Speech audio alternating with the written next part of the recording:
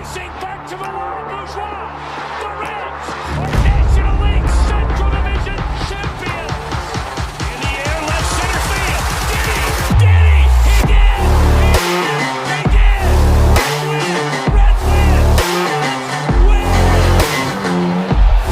Line to the right field. Jeimer, the first Red ever, with 4 home runs in a game.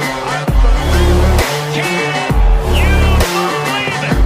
In the air, down the right field line. Does it have a chance? The Reds have won on a 3-run home run on opening day by Ramon Hernandez. A strike away and out away is Homer Bailey. Ground ball to third. Frazier gloves. Throw to first, and Homer Bailey, for the second time in his major league career, has tossed a no-hitter. Oh, gosh. Oh, are you kidding me? Holy Moses, the second player in major league history to hit 7 home runs in the first 10 games. In the air, and the Reds win. What a dream beginning to the career of Jay Bruce. All right, welcome into a Sunday night. I like Sunday nights. I'll tell you why I like Sunday nights is because if you're having a performance like today, and you watch the game in real time, there's a good chance you say some things you regret immediately after the game. I've had some time to kind of wrestle over those thoughts, so I'm gonna temper my my frustrations here tonight. At least I hope to. As the Reds, they drop the series final 4-3. They lose a series to the Rangers 2-1. But as I said, Nick, before we started this series, I know people hate me for it, but I'll just take one. And I wanted this one today, Bat. That's the thing that's funny about people, Nick. Let me be very clear. I know you know this. I hope they win every game. I'm not rooting for them to lose. I'm trying to temper my realistic expectations sometimes. I wanted one game, I got it, but I was trying to be greedy, and I wanted another one today. It just didn't happen. Yeah, I mean, it's kind of funny. This was, if you go into the series, this was the one starting pitcher that looked the most vulnerable on the Texas side, and he pitched outstanding today. What I will say is, the Reds fell behind 4-0, and I'll be honest, I kind of went, well, this is just going to get away from the Reds. It was good to see them, fight all the way to the end, have the tying run on second base in the 9th inning. I guess there's something to be said about, that this team, even on a day where it's just like, all right, it's not going to be the Reds' day. They somehow managed to stay in the game the entire way. Pitching didn't give up a run the rest of the way. So there's, I guess, at least that's a positive for the old Red Legs. Yeah, you're trying to do your best Nick Kirby impersonation right now by giving its best spin zone possible, and that is perfectly fine. I'm sure Toxic Trace, as many will claim me to be tonight. At some point, I'm just speaking what I believe. I'm not trying to be rude by any stretch of the imagination to this ball club right now. I just don't know how good they are. I don't know how good they are. Offensively, for sure. And that's the part that it's one thing to lose, right? Like there's fun styles, or there's fun brands in sports, right? Like if you're going to watch a team and they're going to lose in basketball a lot, if they score 125 points a game in the NBA or something like that, you're like, all right, well, maybe they can clean the defense up, but they're still kind of fun to watch. There's nothing more, like I said before, there's nothing worse than having to be a Virginia basketball fan if they don't win.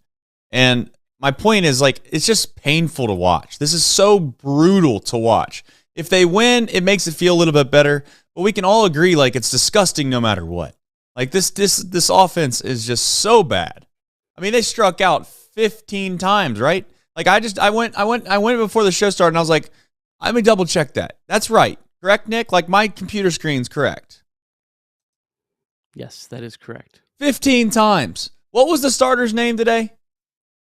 Dane Dunning. Dane Dunning. I mean, no disrespect. Maybe Dane Dunning will be in the Hall of Fame, but I'm just trying to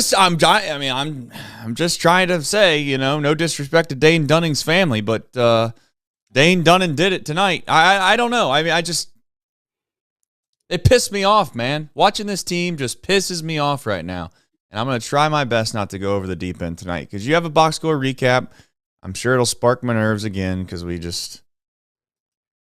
got people on this team that suck. Simple as that. Yeah, and I guess right before we run into that, I mean, there's not a whole lot in the old box score recap today, but just feels like every time they get someone back healthy, then there's two more guys like CES and Tyler Stevenson are out. I didn't even get the final. We've kind of been running around all day. I didn't get the final word on them, but it's like every time someone comes back, there's someone else on the other way out, and it's just kind of been that kind of season. And in some ways, it's very fortunate to be 15-13 right now. On the other hand, you've wasted a lot of good pitching as well, so there's maybe a little bit of both with that. But yeah, just noticed your shirt too. I mean, you're sitting here shaking your head. You might be going to Cooperstown again one day, and you might see Dane Dunning in there. Now he's probably visiting with his family, but you might see him. Maybe just the ball from today will make it to Cooperstown. Brutal. Let's do the box score recap as we always do, Nick. All right. Well, the Rangers they got to Andrew Abbott early. Adolis Garcia hit a traditional 2-run home run in the first on a line drive to left field, and then Wyatt Langford, the light tower power guy we saw, hit a ball 5 million feet off Buck Farmer in spring training. He hit his first career home run, and it was a inside the park home run. So kind of, I guess, a fun moment for Wyatt, not as much for Reds fans, as it just took a really awful bounce in between Fairchild and Fraley in the corner in right field. That made it 4-0. To Andrew Abbott's credit, he was dominant after that. Didn't walk anyone, struck out 7, got through 5 1/3. Could have made it a lot longer if the Reds wouldn't have made a rally attempt in the 6th. Luke Maile led off with a double. Then Will Benson singled him home. Will Benson would advance to second on an air. Ellie De La Cruz would walk, and then Spencer Steer singled on a ground ball to the shortstop, Corey Seager. The ball got away from the first baseman, and Ellie De La Cruz scored all the way from first, making it a 4-3 game. Reds bullpen, the combination of Sims, Emilio Pagan, and Justin Wilson, gave the Reds a chance in the 9th. The Reds would have 2 runners on for Jeimer Candelario, who will probably be talking point number 1 around Cincinnati. He struck out his 4th time for the second out of the inning. And then Luke Maile absolutely smoked the ball, but just right at the third baseman. Reds fall 4-3. Reds now 15-13 on the season. Yeah, they are. And I guess that's better than being under 500. But we do have a deep drive of the day. And that's a positive. You know why? Because yesterday we didn't have one. So at least we can all rally the troops about that. Luke Maile, that's a double on a sharp line drive to left field. That's the best we could do for you. If you're looking for a deep drive, I'm sorry that I just busted your bubble there. But exit velo of 106. Reds lose, essentially, at that point. But you know what? DSC, they're good to us. So I'm gonna do it for him. DSC is a leader in renewable commodities for biofuel production, specializing in used cooking oil collection, aggregation, and sales. Visit www.deepsouthcommodities.com for more information. And thank you, as always, for our friends at DSC. I tell you what, I know I'm trying to do this on the fly here. Sometimes when you do things on the fly, it doesn't work out for you. But I feel confident enough in my abilities here to do this for the chat. And the real concern I have at this moment is, the embarrassing. This is embarrassing if you're Candelario. I'm going to pull it up. I'll tell you what. You do your best. Can you rally the troops on this guy, or are you down to the dumps too? Where are you at on this man? What else is there to say about him? I mean, the only comp that I can think of is if he kind of feels like Eugenio Suarez back in 2021, where he just looked completely lost at the plate, and he just kept you tip say, yeah, I'll figure it out. He never figured it out. He ended up figuring it out in like September, and then had to end up having a great 2022 after the Reds traded him. But that's, the only guy that I can think of that at least in Reds memory that, had a pretty decent track record that was kind of in the spot where there's just there's nothing you could do about it. Like, I guess you can give him like an off day, but I get, you know what? I'm going to say this. I'm going to say this to, I guess, I don't know, rally the truth. Look, it stinks that Jeimer Candelario stinks and has been playing terrible. But I tell you what, take steroids.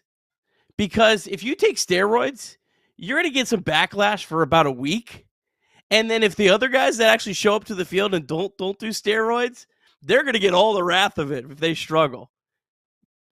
So, like, take steroids, kids. Like, I don't understand. Like, Novi Marte, and I'm not like a huge, like, I don't want to kill Novi Marte forever. But Novi Marte he got a week and he got off scot-free. Oh, man, I can't wait for him to come back in June. We're excited for that. Jeimer Candelario, man, this guy stinks. He sucks. It's kind of like, I kind of feel like a lot of our frustration should maybe be at Marte, because if Marte was here, it's a totally different conversation. You could bench Jeimer Candelario. You could bench him. You can't really bench him because Marte did steroids. Well, if you got a guy, Nick, I'll tell you this right now. This poor bastard could use him. Jeimer Candelario, folks, if you're looking at the screen right now, I apologize if this makes it to the podcast because it's not going to be riveting content. But when I say that you couldn't get any bluer than this, I mean it. I mean, this thing is as blue as the ice-cold drink you pull right out that has the Rockies on it. So blue, it's a kid's show, so I won't go there. But you know what I'm thinking. There's more blue balls on that thing than there's blue balls in other places. I can tell you that. Look at all them blue balls on there.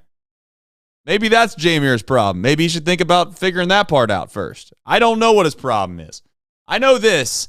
He has piss poor at bat after piss poor at bat after piss poor at bat. There's only so much you could possibly say about one guy until you just eventually say that he sucks. And he sucks, and he's got to get better. There's no other way to say it. You can't sugarcoat this anything.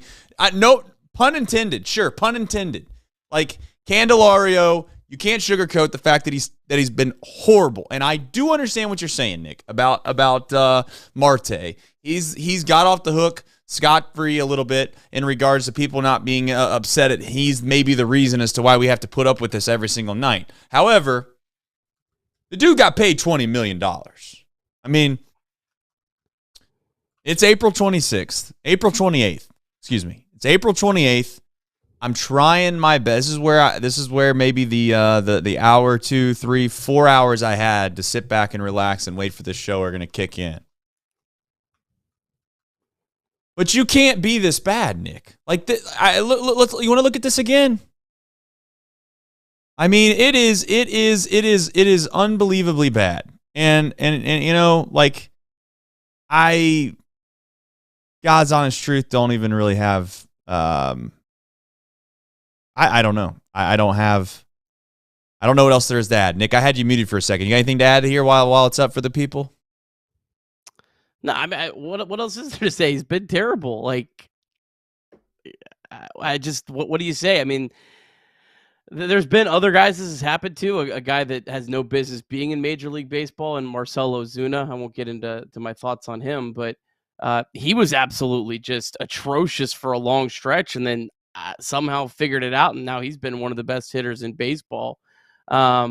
But yeah, it's been terrible, but there's nothing the Reds can really do. I mean, I guess if you're David Bell, you probably do like the same type thing you did with Eugenio Suarez, because it feels like deja vu. You were in the same spot with Eugenio Suarez where you didn't really have anyone else. I know the fan base called for Alejo Lopez to play over him, but that doesn't do anything. Like, it's the same spot. So, I mean, I guess you could, all right, well, we're going to have him play 2 out of every 3 games and, try to see if that can.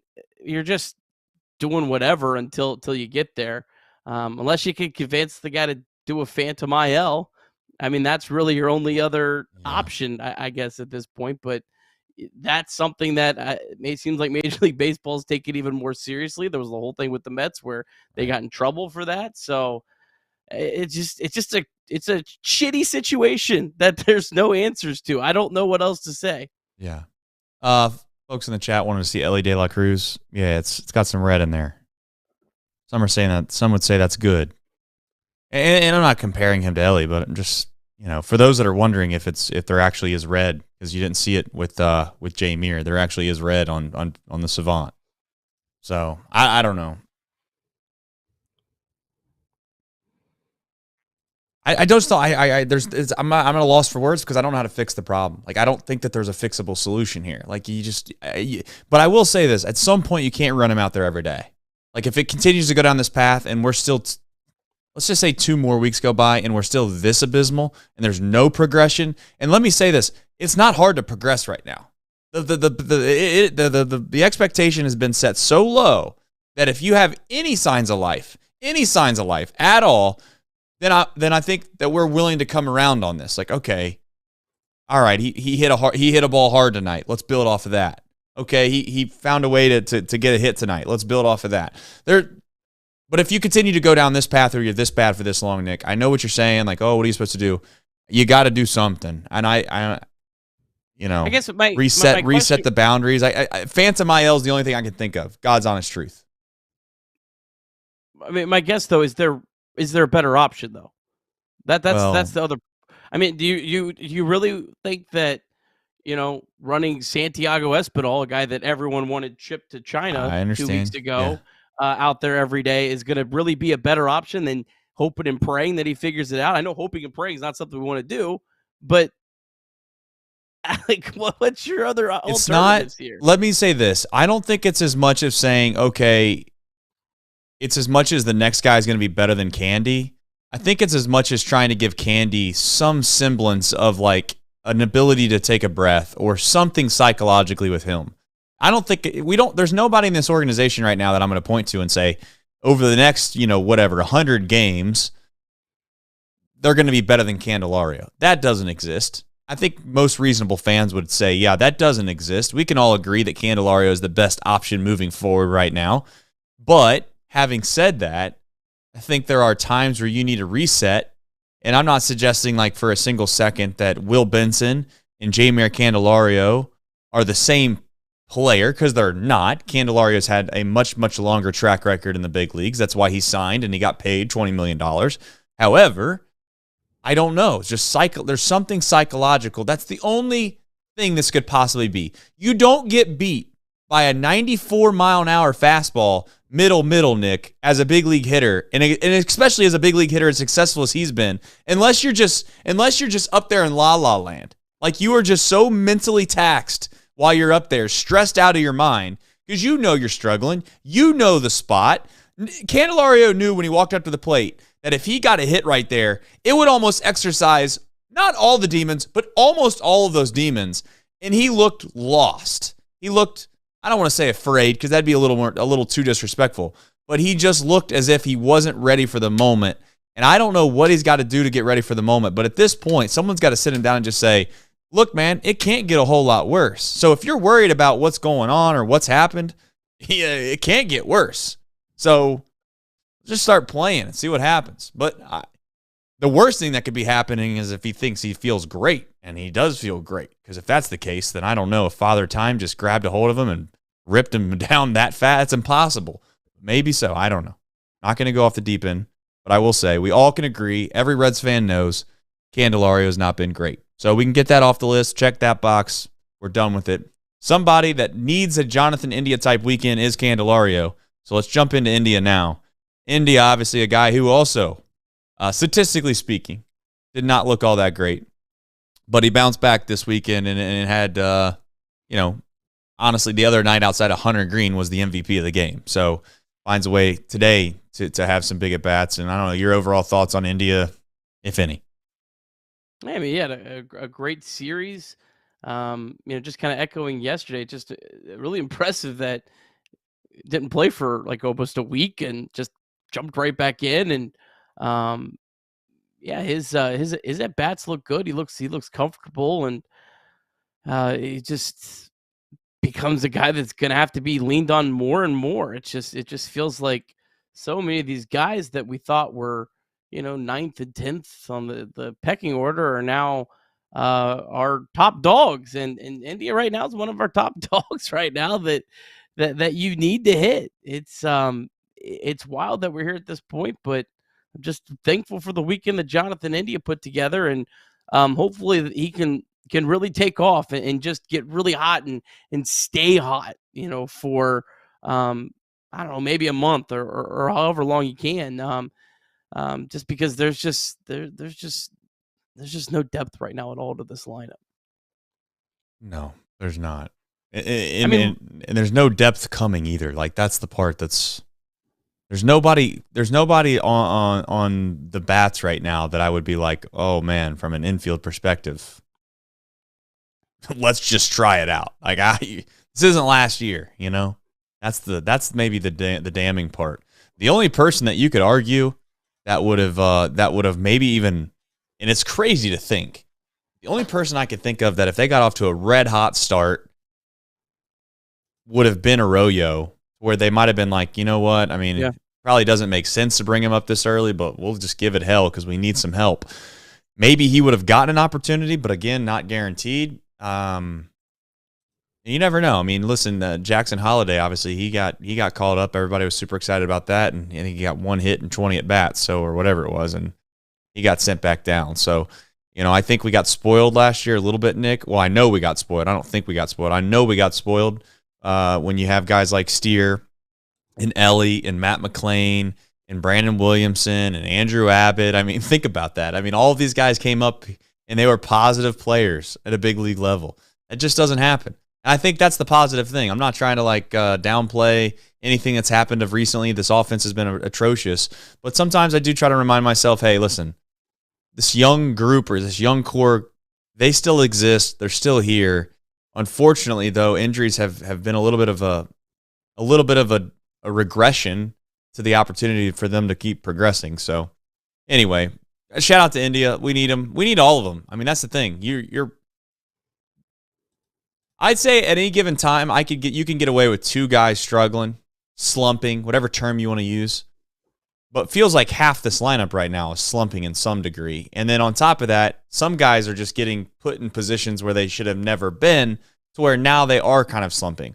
Like today, I'm not trying to question David Bell. I'm not saying it's his fault they lost. But is Will Benson on a good team facing a lefty on lefty matchup?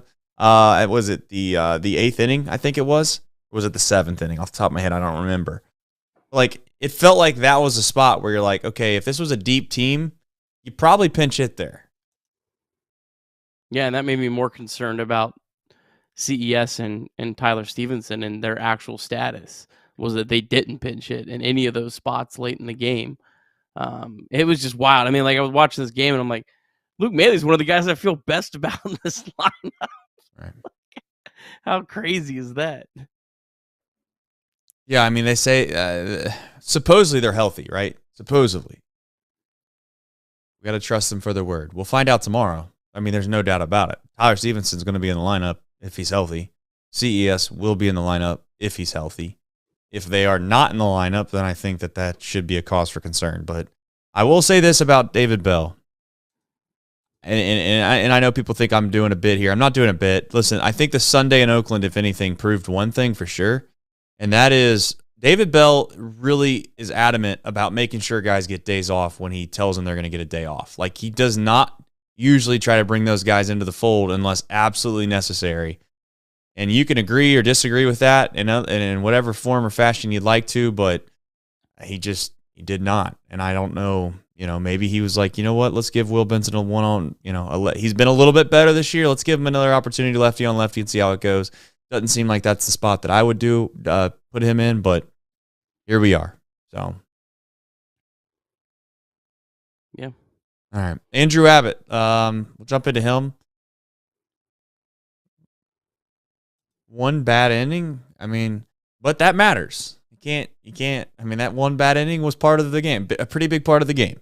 So, I don't know how you feel about it. He kind of had some a little tough luck, and then Garcia obviously squared one up off of him. But after that, he threw the ball relatively well. And the crazy thing is the Reds actually shut down the Rangers. I say shut them down. I don't mean like that. But they did a really good job for pitching, this lineup, this whole series. Like, they kept themselves in games every single night, only gave up 2 runs the first night. We're going into the 9th inning last night with, no runs. Today, outside of 1 inning, they shut them out. Like, they put up a lot of zeros, let's put it that way.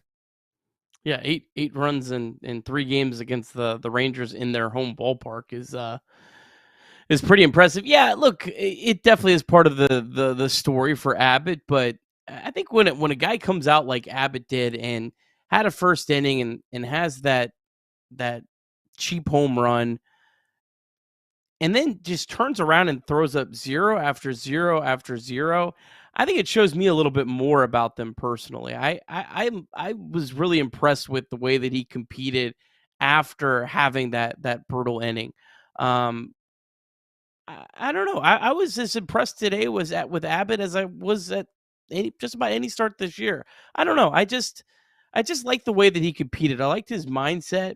And look, he also was saving the bullpen. If the Reds hadn't come back, I think it was only at 85 pitches, he probably would have gone into the 7th inning in this game. Right. So, yeah, I thought Abbott, I mean, that was just a really tremendous effort from him to rebound. And he's really having a great year so far.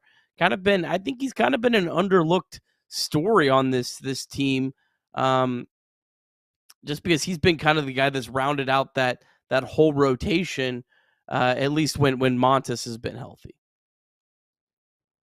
I don't think there's really any glaring weakness throughout this entire rotation. I mean that genuinely. Martinez is maybe the only guy, but I continue to go back to this. I keep thinking like Martinez, when I think of him in regards to the Reds, I just think of him as a reliever first. So maybe that's disingenuous of me to do that to him. So maybe I would say if Martinez is a consistent starter, I could argue that maybe that's a little bit of a weak link. And again, he could throw the ball relatively well. I'm not suggesting he's Luis Sessa or Luke Weaver or anything like that. He's not those guys.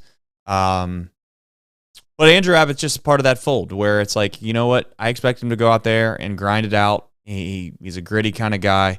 And he's been that way his whole entire life for the most part. That's the good news is that this isn't like, some guy that got hot throughout the minor league system, drafted in the 10th round or something like that. The guy's been a dude his whole life. So shout out to Andrew Abbott for giving him a chance. Gave him a chance, and the bullpen did what they always do. They gave him a chance. We'll get into that in a minute. I'm not trying to pile on here. Yeah, got something, Dad? No. All right, just smile at the chat. Yeah, chat's always fun. All right, let's do it. Super chat here real quick. Reese Rogers said toxic trace. Yeah, listen, if you got a guy that's making $20 million a year and people are going to laugh at this, and I know someone will take this out of context. There's a little bit of gist in this. There's a little bit of candor in it as well. I genuinely think that if you give either myself or give me 5 of my teammates I've ever played with in college, if we give us all a chance, we would perform better at the plate than Candelario this year. And I know people think that that's a bit. That's not a bit. That's how bad he's been. And I get his major league pitching. Trust me, I'm well aware how good these guys are. But that's how bad he's been.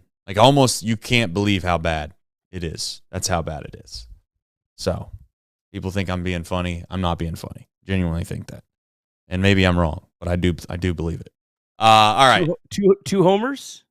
2 home runs. I'll tell you right now, in my prime, do I think I could hit a home run off a 95-mile-an-hour fastball if I timed it up? Maybe. But what's he hitting? What's his average right now? Which I know that's not the best stat in the world to use. What's he hitting? $140? 50? 159. 159. I mean, 159 is not good. Pretty bad. All right. Game time. Listen,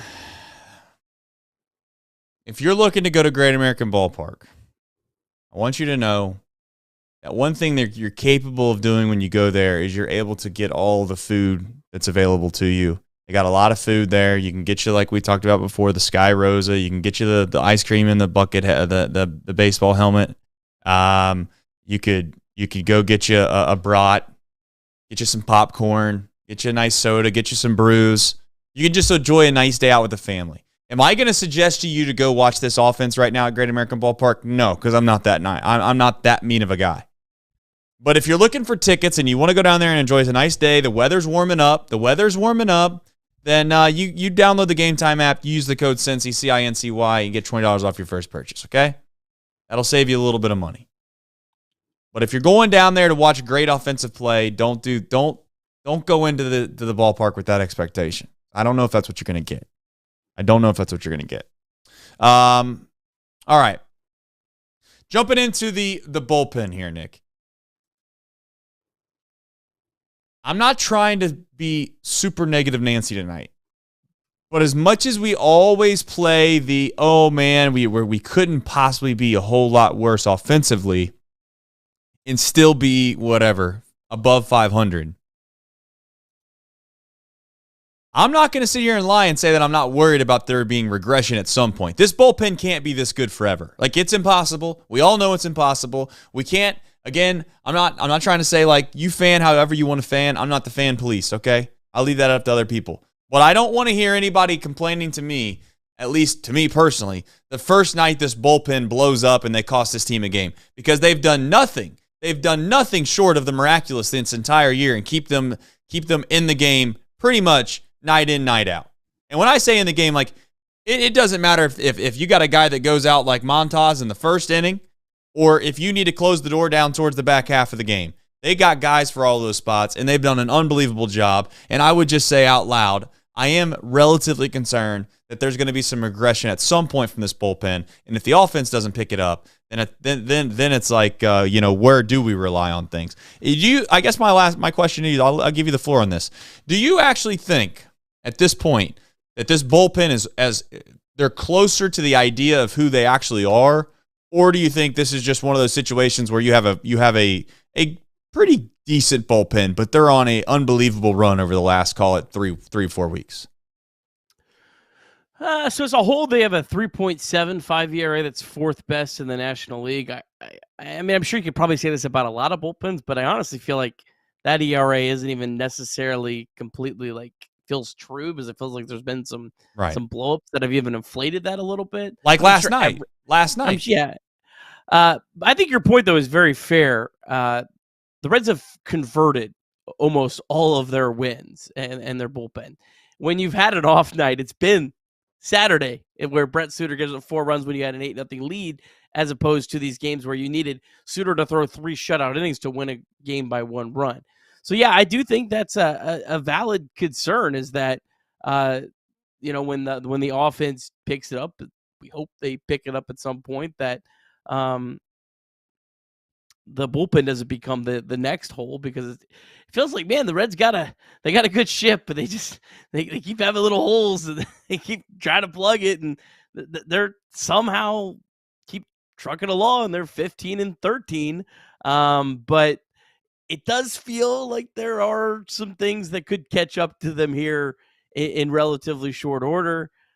You just hope when it catches up to them, some of the other things are fixed, like Jeimer Candelario decides that it's a good time to start playing baseball and things like that to kind of make up for it.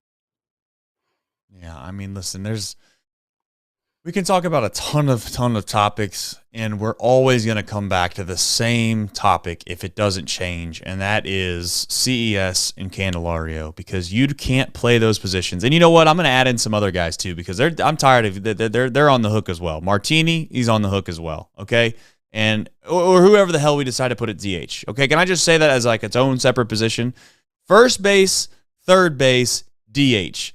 We need more out of that position offensively. Those positions are made for offensive players more times than not in this league. And let me tell you what we're getting out of it right now. Absolutely little to nothing. Little to nothing. And you can't possibly survive a baseball season or be a competitive baseball team if your first baseman, your third baseman, and your DH are well below league average hitters. It's not rocket science. All right, CES and Stevenson. This is more about health, I'm sure. We will find out. We obviously touched on this a little bit at the top of the show. I don't have a whole lot to add other than let's just find out tomorrow. We're going to find out tomorrow. So, if CES is in the lineup, Stevenson's in the lineup, then we're all good to go. If they're not, then I think that there's there's some cause for concern because as we've talked about before, David Bell is very, very close to the vest when it comes to these kind of injuries. Sometimes I'm not saying he's not truthful, Nick, but I guess I'm hinting around the idea that there are times where he probably doesn't tell the whole truth and or doesn't really want to reveal that those guys aren't available to the Padres. If that, the Padres would see right through that, I would think, but maybe not. Maybe he wants it to be like a little bit of a possibility, right? That those guys can come back. Same with today. He might have wanted them to think that CES and Stevenson were capable of pinch hitting, which might make them think twice about bringing in a certain reliever versus another reliever. Yeah, I think we've talked about this before. It's been a little while since this has been a topic, but yeah, I completely support managers lying out their ass before a game to reporters because there's no advantage to letting your opponent know that, yeah, Christian Encarnacion Strand is not available today. Oh, that's good to know. Oh, good. I don't have to worry about bringing in a right-handed pitcher. I can let my lefty go through this part of the lineup. So there's no advantage whatsoever. So people that get critical of like David Bell's lying to me, it's like, what do you want him to give the other team an advantage? I've never understood why people can't understand that logic on it. But the fact of the matter is that Stuart Fairchild's spot in the order was coming up, and Santiago Espinal was standing in the on deck circle to pinch hit for him. So, and that was a do or die spot. So that to me makes me really concerned that at least in the case of CES, he might be going on the IL. But I don't want to speculate too much. But just putting two and two things together it doesn't seem very good. Yeah, and if CES does go on the IL, I will say that's one of the very few spots where I could argue that there's an opportunity there to where you might get more production out of that than you would have if you would have stayed. And I'm not suggesting that I don't believe in CES. I'm just saying that if you have an injury to a middle infielder, there's not a whole lot of hope there. If you have obviously an injury, you'd like to think that maybe Ford comes up, you shift some guys around. Molly, member for 6 months, just drops a keep steer at first base. I don't know what you ultimately end up doing positionally, regardless of whether CES is in there or not. But the Reds, I don't want to say this like disrespectfully to CES. I think that the Reds can afford or can try to find a way to survive in advance without CES right now, at least in the short interim. Stevenson, I'm not sure about. Because he's actually been a bright spot. And I like Luke Maile too, so I'm not suggesting, but Luke Maile is going to need a break. It's not like he's going to be able to catch every single day. So we shall find out if Stevenson's available tomorrow as well. So CES, though, is he doubtful, you think? I don't know. Just the fact that he was not pinch hitting in those spots, just it didn't. And there was a story that they found something else. I don't know. I was trying to keep up today. Sundays, can be a little challenging to keep up on everything. I'm not in the studio all day. I'm, out and about. Right. No, I understand. But yeah, I do agree. I with what you were saying overall, though. I think that CES's position is the easiest to fill on a temporary basis. Like the Reds need CES this year. Yeah. But they can survive a few weeks and you might be able to catch lightning in a bottle. I know Mike Ford's obviously the most likely scenario. I don't know if a lot of people know, though, he had missed like 5 games this week. I think he was dealing with some sort of oblique injury. He did come back today and played today, but he's been hurt. There's been a lot of other guys like I know Blake Dunn's a guy that's come up, but Blake Dunn's just barely got his it's just barely got his season started.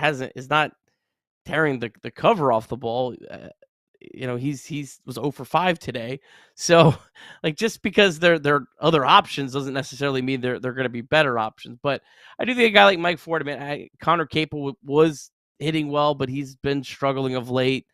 They picked up a couple other guys on waivers. I don't know. Mike Ford would be the only one that would maybe give me a little bit of excitement.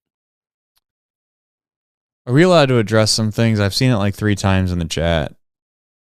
And I don't really like doing this, but I think that it's fair to do if it keeps getting brought up. I love Joey Votto as much as the next guy, but it's like, listen, everybody, the ship has sailed. Okay, like I think it's realistic to say that that was never a realistic consideration. So we can't sit here and fundamentally disagree with it on the back end of it. Like, and I'm not trying to be like, well, what's Joey Votto doing now? But like, part of me would ask the question back to all of you, like, what is Joey Votto doing right now that makes you think that would make this any different than what it already is? So we're not going to do this tonight. We don't need to do this tonight. And we're not going to slander one of the best players that I've ever seen play in a Reds uniform. That's not what I'm trying to do. I'm basically trying to explain, like, we don't need to go there. We shouldn't probably go there because it's not fair to anybody to do that. I'm trying to dig up right now to see. I mean, he's on the injury list right now. He hasn't even started a rehab assignment yet. Yeah. So I mean, like, we can't. Maybe shame on me for even bringing it up, but I can't see in the chat like 5 times like tonight, like Votto would be an option. He's not even healthy right now. So I don't know. I don't know what other options there are. I mean, obviously Ford's available, but there's not a whole lot there. And I'm not trying to be depressing, but we need production out of guys that are here. Simple as that. I mean, we know who they are. We've talked about them enough. Yeah, I mean, Ford's the only guy that, like I said, that would kind of excite me. I would think that would be the move, but again, there may be something with Ford's health too, because he missed like 5 games this week. So the minor leagues are so tight with their injury news. Like, you don't get like actual reports on this that I don't have any idea. So this is kind of where you have to kind of take their word for some of the moves that they make, because there's so much information from down there that even the people like me that try to follow it on an everyday basis, and the people like Bryce that follow it even twice as good as I do, like they don't know, you can't get that kind of information. There are some folks in the chat that want to know where Joey Votto is at right now. I'm just doing some quick research here. Votto had played in one spring training game. He had hit a home run in his first at bat, and then he subsequently then tripped over a bat in the dugout, and that's how he had become injured. And he's not been on the bat. He's not been on the field since. He's not resumed hitting yet, but he is doing some defensive work is the latest. So I don't know. I mean, he might make it back with the Blue Jays. Maybe he might. He's gonna have to break into the big leagues because he's not. I don't know if he's not on the 40-man. So yeah, he's on a minor league contract with them. Right. Yeah. So if he's gonna break into the big leagues, he's gonna have to take a 40-man spot, right? He's gonna have to go down to the minors, and it's not even a rehab assignment. It's actually showing up for where you were signed to play, and then he's gonna have to prove it there. Right. I mean, I don't know why are we not. Well, Nick Senzel's the guy I feel like we all should be talking about. He has like 5 home runs. I tell you what, I'll give Nick Senzel some flowers. He's got, Nick Senzel's looking at the red stats. He's seeing Jeimer Candelario's slash line, and he's just grinning ear to ear. He's like, "Oh yeah, baby. Oh yeah. You guys thought I was the worst player in the history of Major League Baseball. Yeah, who showed you?" It's like, hey, congrats, Nick. Good for you, man. It's true. It's true. I'll say this, man. If you could tell me that I could possibly have Nick Senzel right now over what we're dealing with, I think that's one of the weird situations in baseball, isn't it? Though, like, we could do some Reds MILB. Let's do the Reds MILB, and then we'll kind of maybe discuss that here really quickly after who, what, when, where, and why. It's a fun little topic to talk about before we head into the night. Never, ever, ever again. I've told you 100 times, do not complain about having too many position players. Don't ever do it again. This is your fault. I'm just kidding. No, I'll take it. I'll take it. Louisville, they lost 7-4 to Nashville today. The Bats, got to pull up the right screen here.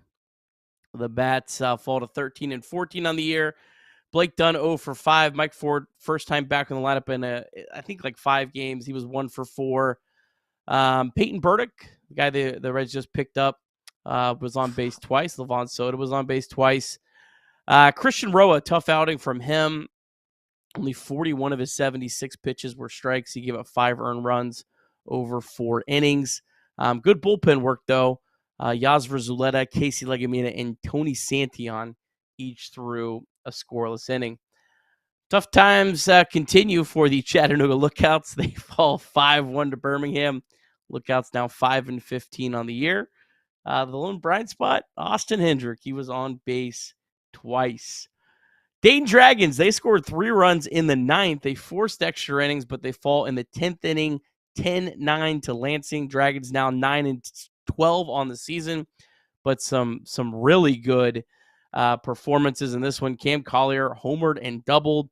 Jay Allen was 5 for 6 with a double and a stolen base. Hector Rodriguez 3 for 4, 2 doubles and a walk.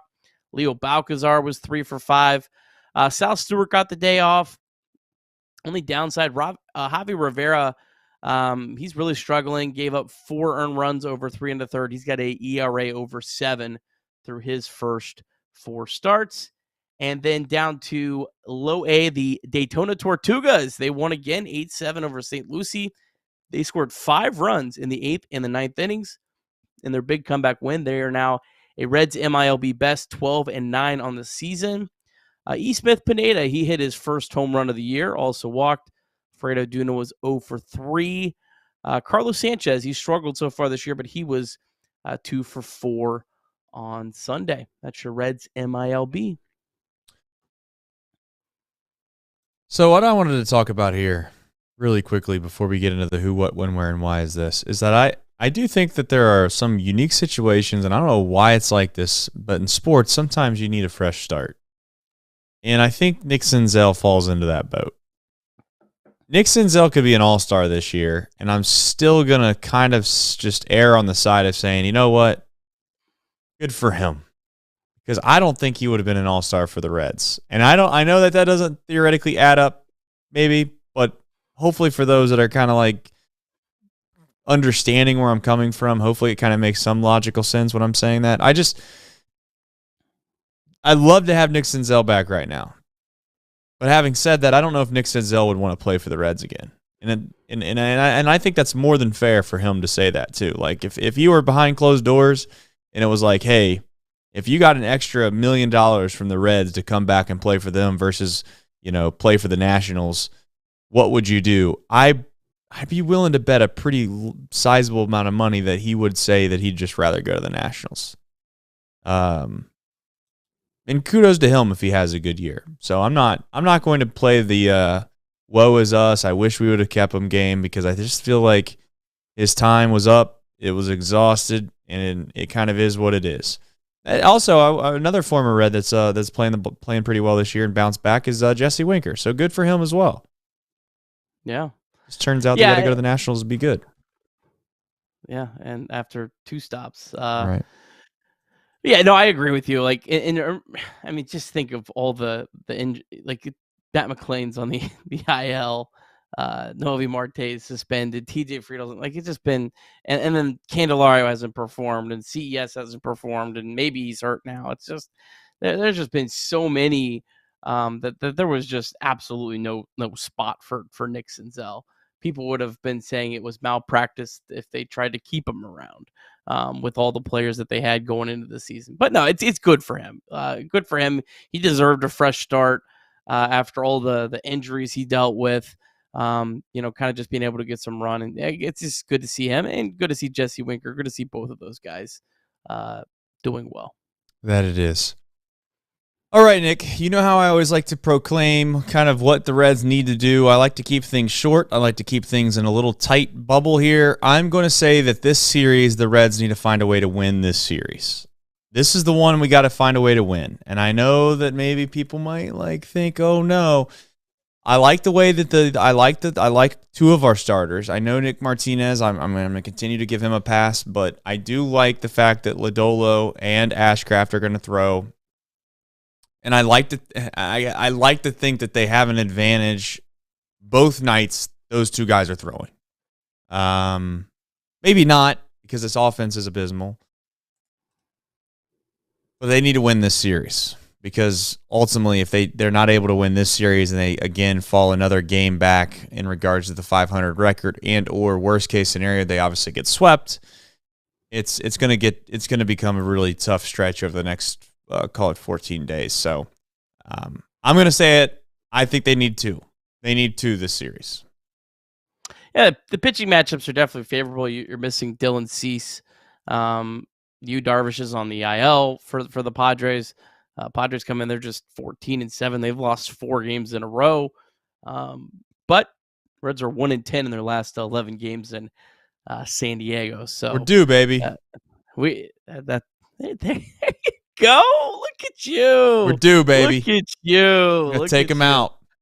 But yeah, so tomorrow's a really fascinating pitching matchup. Obviously, Nick Lodolo, you know about him. You know how good he's been.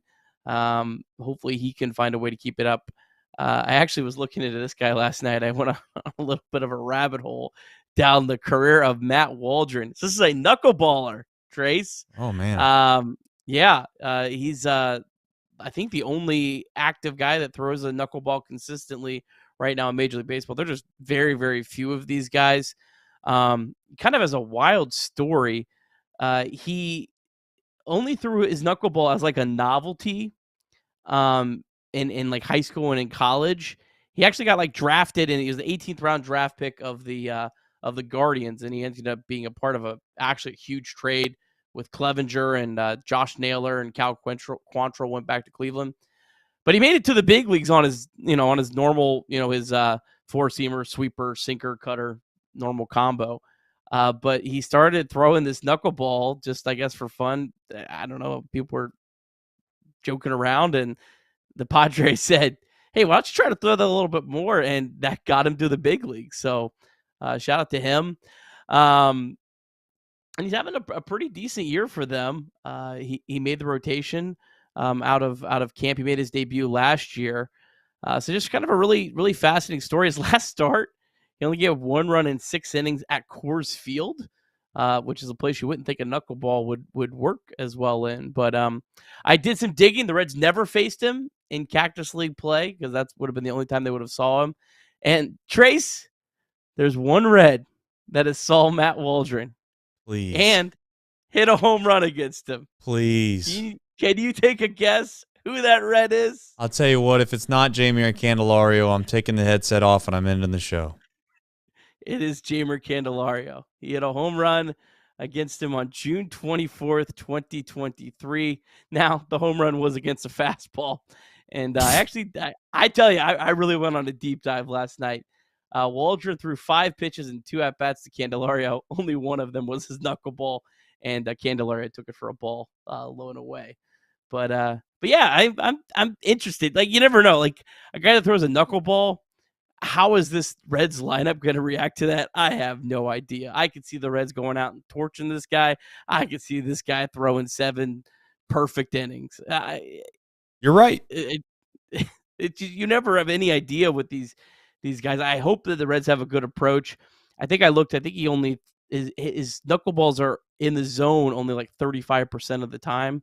So you want to be patient.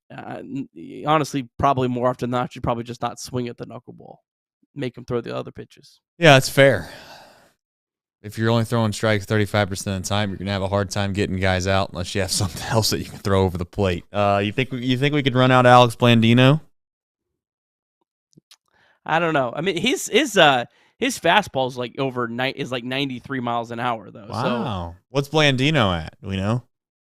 Did he don't give know. that up yet? Can we get a pulse check on Alex Blandino? Alex Blandina's not on my list of prospects to keep an eye on. I got enough.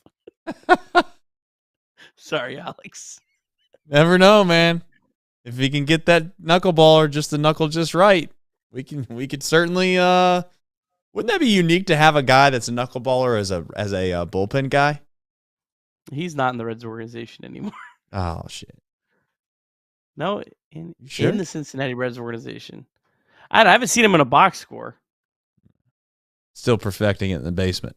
Still working Yeah. on it. He's still working. He's in on it. Arizona. He's in Yeah. Arizona. Yeah, he's at the complex. All right, folks.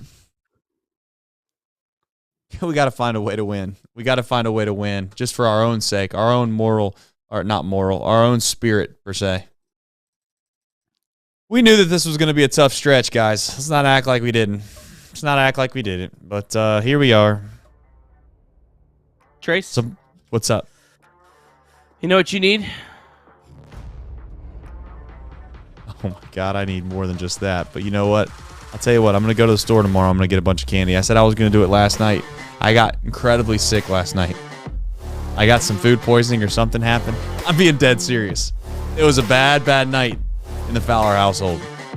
But you know what? If I got to go and do that night again, just to make Jeimer Candelario actually be able to do something worth a while and somehow start to, I think what we're gonna do is we're just gonna go get a bunch of candy. It's gonna look like Halloween with 5 kids in your house, and we're just gonna burn the whole damn thing. It's gonna be a big sacrifice out in the middle of our office tomorrow. Might even record it. All right, folks. This Reds offense is gonna turn around. We're all gonna be here way late in the night tomorrow. Go Reds. We'll see you tomorrow.